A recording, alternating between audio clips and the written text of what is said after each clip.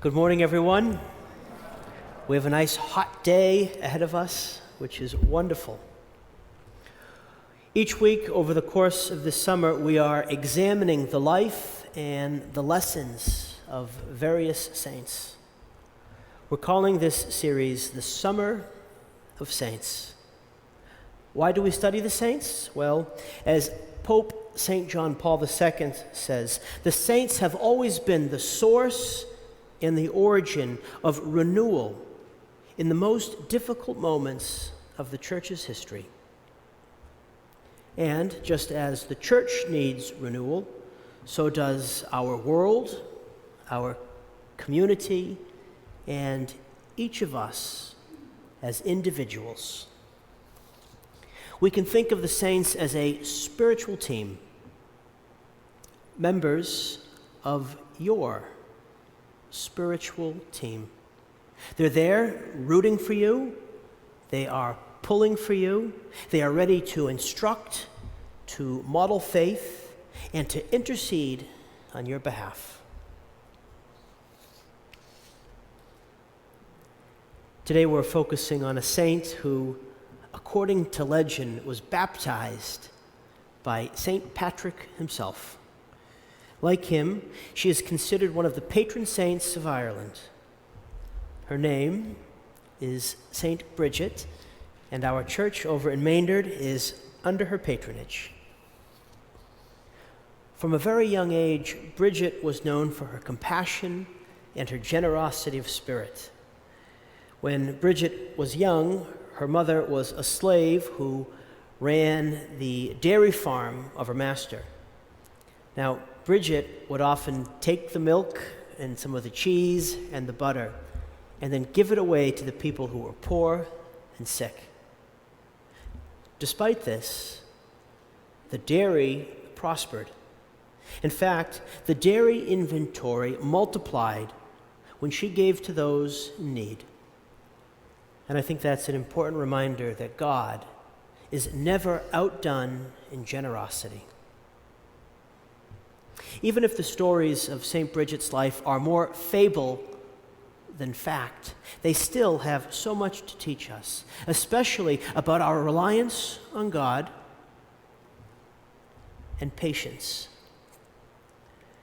According to tradition, St. Bridget sought to build a monastery on the site of which used to belong to a Celtic goddess. Believing that this was the perfect land for her to build on, Bridget approached the king for approval, but was denied.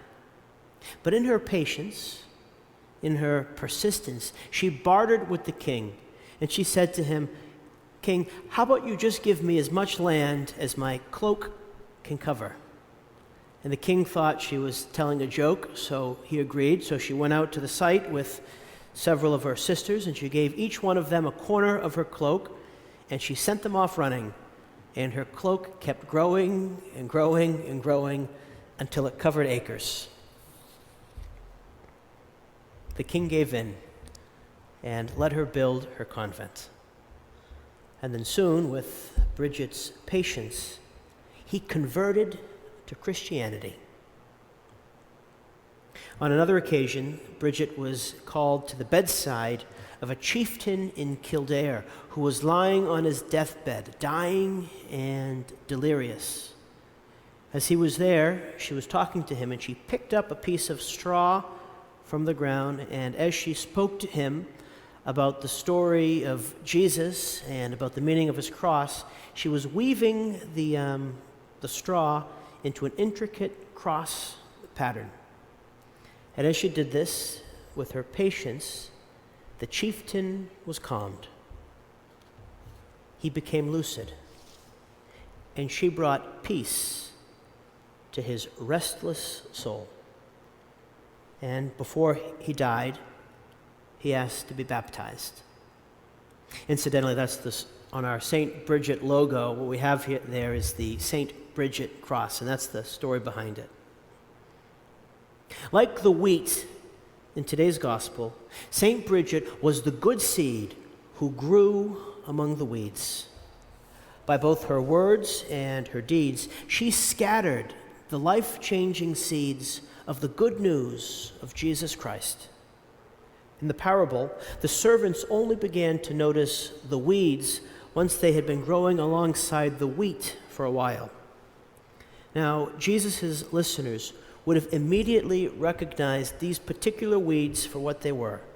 Now, obviously, they represent evil and wrongdoing, but in ancient Palestine, or even in the Mediterranean today, there was a poisonous weed called darnel that, when it was young, looked very much like wheat.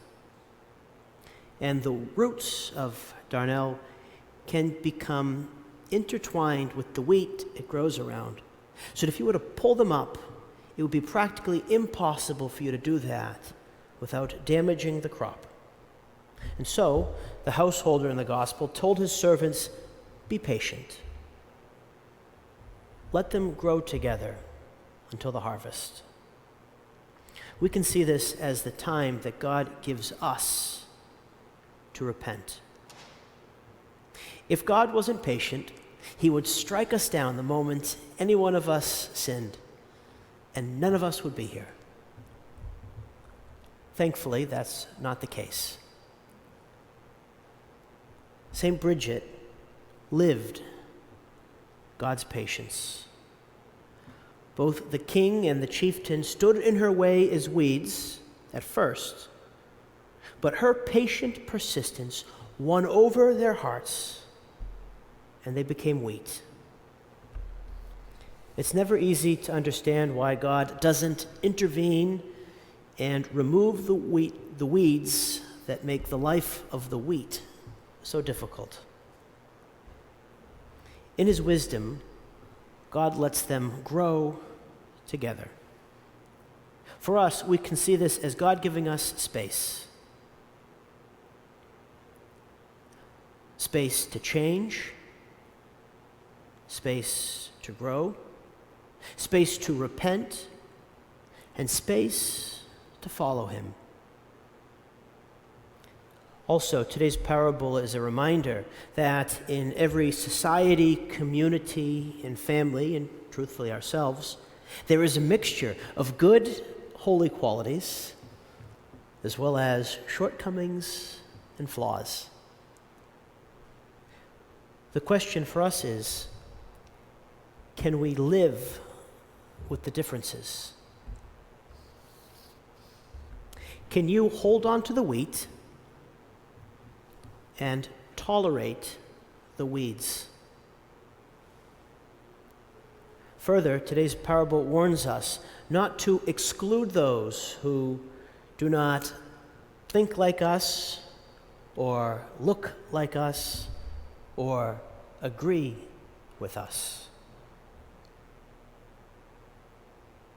St. Bridget traveled throughout Ireland, and like Christ, she encountered lepers, the mute, the distraught, and difficult people.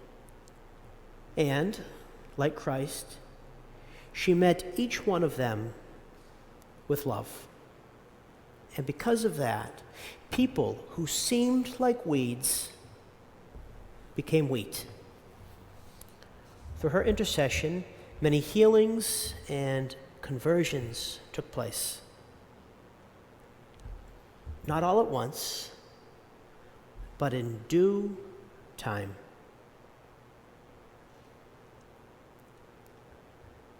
Like St. Bridget, we have to be able to see the potential in others.